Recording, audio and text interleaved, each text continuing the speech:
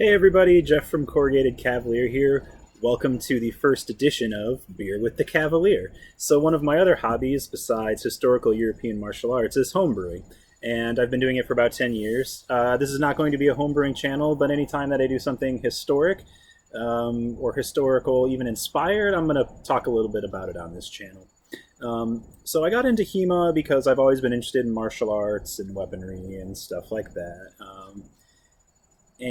But one of the reasons that I've stuck with it, and one of the reasons that it keeps interesting me, is the historical aspect, and it's also kind of a way to connect with some of my roots. My family is Polish on one side and Ukrainian on another, and I never felt that connected with it. And we have some holiday traditions and stuff like that that we still do that are really cool. But I don't really speak the language. My parents speak a little bit, so I don't feel particularly connected to that culture.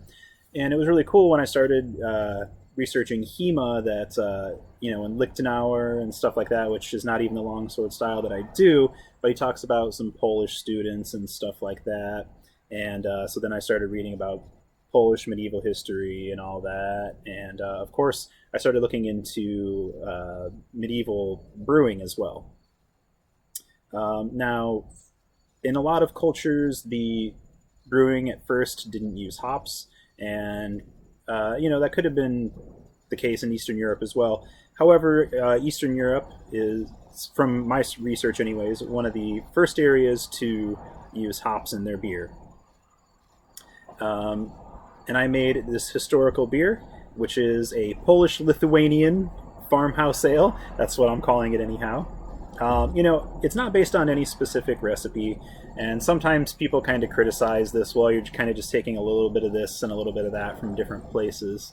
But that's pretty much what I did, but we'll get into the technique a little bit more. I just wanted to create something that was historically inspired and that was still nice and drinkable.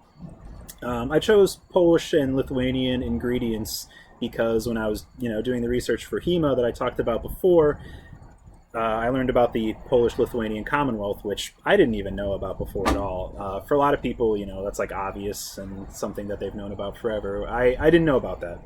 So there's a Lithuanian farmhouse brewery called Jovaru, and their yeast is commercially available through Omega Yeast. And I used Polish Lubelski hops, which are, as far as I understand, the oldest Polish variety of hops that's still surviving. And I used Czech malt and, water from where I live, but I'm not going to import water. There wasn't any evidence of using juniper branches in Poland or Lithuania, but there is evidence of using juniper branches in sparge water, and also as kind of like a filter bed, sort of, in some of the Scandinavian countries. And I don't have juniper branches around here, but I used spruce tips from my yard to kind of the same effect. So I used some spruce tips in the sparge water, and I used some spruce tips as a filter bed when I was straining the wort into the fermenting vessel.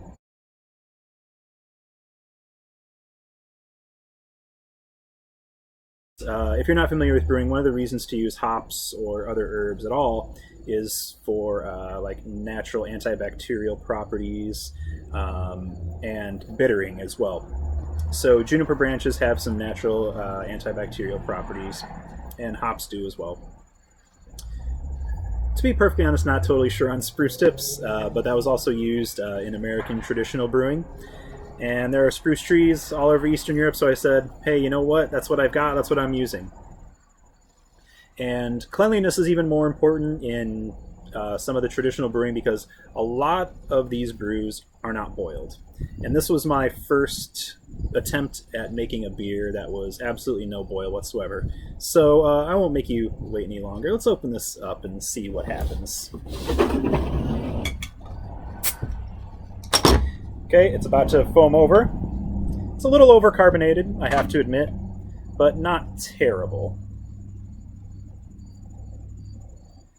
So I'm just going to pour it nice and slow. Unfortunately, that sudden release of CO2 is also kicking up some of the yeast at the bottom, but you know, that doesn't really bother me. So I'm going to pour until I see a good amount of yeast coming out of the bottle.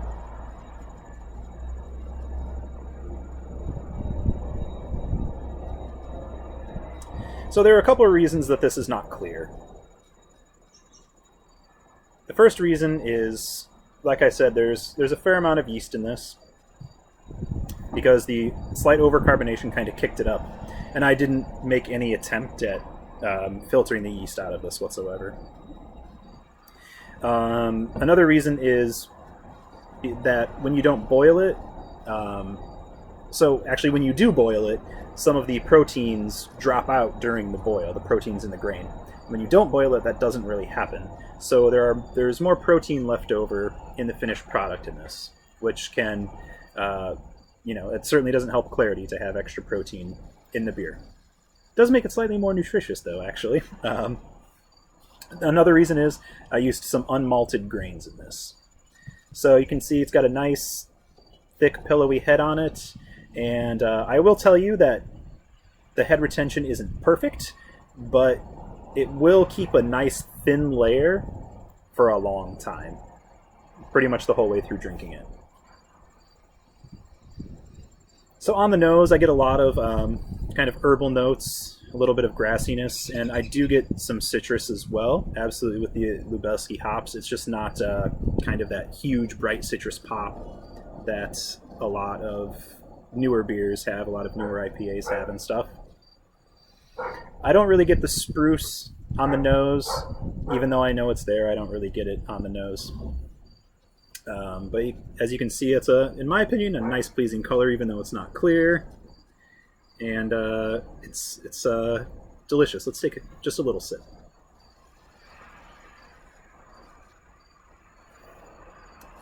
It's nice and light on the palate. I can tell you that the gravity is less than the gravity of water, actually. It fermented out completely. If you like saisons, I would say that this Lithuanian, the Jovaru Lithuanian yeast, it's not exactly a saison yeast, but it's at least in that realm. So there are some of those saison characteristics here, a healthy dose of the Lubelski hops at the end that you can definitely finish in the beer. Yeah, that head's like nice and moussey now. Cool, so I'm just going to go over a couple of the other differences that I did with this. So as I said, there was no boil, and that was a very traditional thing to save fuel and stuff like that. So I used a bunch of hops, and anybody that brews knows, well, how did you put the hops in if you didn't boil it? So what I did do was I boiled a smaller amount of water on its own. Well, I actually did add some sugar in, and there's some evidence of people doing that as well. Because supposedly you need some sugars in the water to extract the hop bitterness. So I boiled some water with just some table sugar, and I added the hops to that, and I only boiled for 20 minutes, then cut the heat, added a bunch more hops, and then I did sort of like the closest thing that I could do to like a hop back, or the closest thing I could do to a Whirlpool edition maybe, was that, and I'll put a picture of this up, I had all the spruce tips and I put a bunch of the pellet hops, the rest of the pellet hops for the recipe on the spruce tips after that, and I poured the hot wort through that filter bed of spruce and hop pellets to get a lot of nice late hop character. So I did use, some modern implements for this. I weighed my grain, I used a digital thermometer, stuff like that. So I didn't go completely old school, but I did use a really cheap, normally it would be a hand crank corn grinder, but you can attach a bolt and a drill to it and, speed up that process a little bit. And I just used a few pots on my kitchen stove. If you get into brewing and you start boiling everything, I might not recommend doing it on your kitchen stove. You certainly can, but it'll make a mess. I guarantee you. You're going to make a mess. Even if you don't boil over, you're going to make a mess. But you still can do it on your kitchen stove. this, since I wasn't boiling the wort at all, I had no problems doing it on the kitchen stove. As far as the mash goes, if you're a brewer, I did a long multi-step mash. I got my temperature at first, and then I just calculated out some additions of boiling water to slowly raise the temp until the end, and I'll put the link that I use for that in the description below as well. So I just did a long mash that ended very high, and I kept it there for a while. So everything was certainly pasteurized. And then I poured that hot wort, like I said, through the filter bed of spruce tips and pellet hops. And then I also poured my hop tea through that filter bed as well.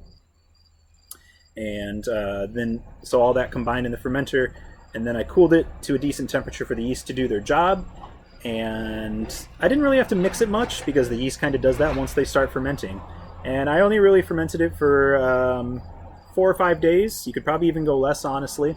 And then I bottled it. I keg most of my standard beers these days. I didn't for a long time, but these kinds of beers I really like bottle conditioning. I think it actually adds something to it.